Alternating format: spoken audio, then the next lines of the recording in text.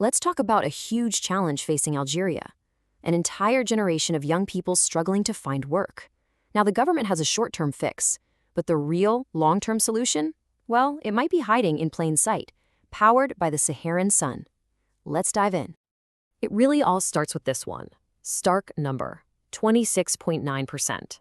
That was the unemployment rate for young Algerians just a few years ago. And a number like that, it represents a massive national challenge, but also a huge amount of untapped potential. So that's what we're talking about here. More than 1 out of every 4 young Algerians, people ready to work, to build, to innovate, were without a job. It's more than just a statistic. It's a story of a generation basically stuck in limbo, just waiting for their future to start.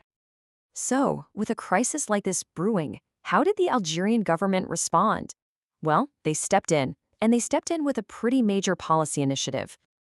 Their big move came in 2022. They introduced what's called an unemployment allowance.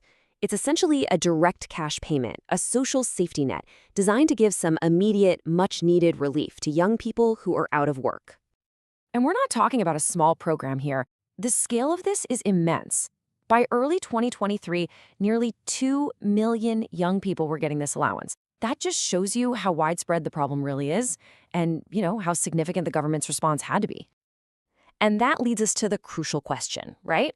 I mean, this allowance is a lifeline for sure, but is it a long-term solution? Can it really build careers, create new industries, and secure a future for a whole generation? Or is it just a band-aid on a much, much deeper economic issue? To really answer that, you have to look at the engine of Algeria's entire economy. And that engine, well, it runs almost completely on one thing: hydrocarbons.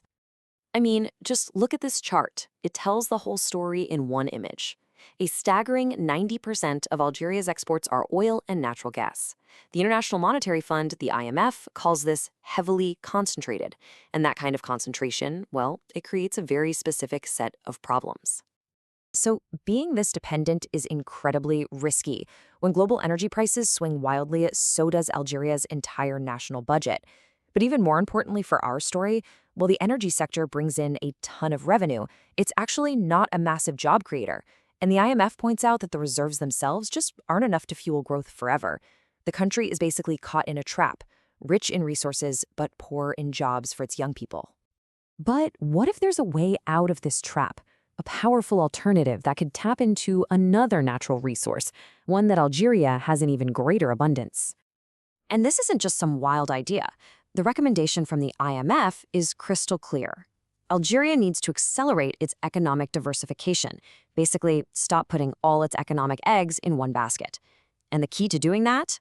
Harnessing the potential of renewable energies. Just think about Algeria's endless Saharan sun and wind. It's a powerhouse waiting to be switched on. So the path forward seems pretty clear. You invest in solar and wind, you diversify the economy away from those volatile fossil fuels, and in the process, you create thousands of sustainable private sector jobs, which is exactly what young Algerians need. It seems like a perfect solution, but it's not quite that simple. You see, the biggest obstacle to Algeria's green energy future isn't a lack of technology or a lack of sun. No, it's the business climate itself. And this quote from the IMF, it just gets right to the heart of the problem. You've got this tangled web of bureaucracy, complex rules, and constantly shifting policies that create an environment that, frankly, scares away investment. So let's break down what that red tape actually means. We're talking about huge administrative delays, rules that make it really tough for foreign companies to invest, and a policy known as the 49-51 rule. This rule requires that Algerians have majority ownership in key sectors, like energy. All of this makes it incredibly difficult for the private sector, both at home and abroad, to commit the kind of capital needed to build brand new industries. And here's the crucial point to understand. This isn't just a green energy problem. This stifling business climate affects any potential new industry.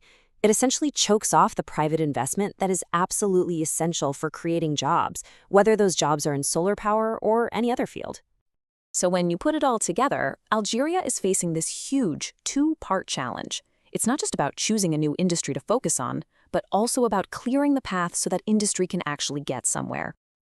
And this slide really puts the choice into stark contrast. On one side, you have the old hydrocarbon model. It's state-led, the revenues are volatile, and it creates very few jobs. On the other side, you have a diversified model, driven by the private sector. It's sustainable, it's resilient, and it has the potential to create all the jobs that young people so desperately need. So, at the end of the day, here's what it all boils down to.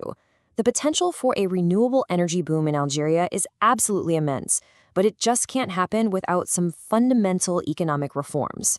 Unlocking the country's future means dismantling the bureaucratic barriers of the past and creating a business environment where innovation and investment can actually flourish. And that leaves us with the final massive question. The path is there, the potential is crystal clear, but can the country make the really difficult reforms needed to go from having a generation in waiting to a generation at work? The answer to that question is going to determine the future for millions of people.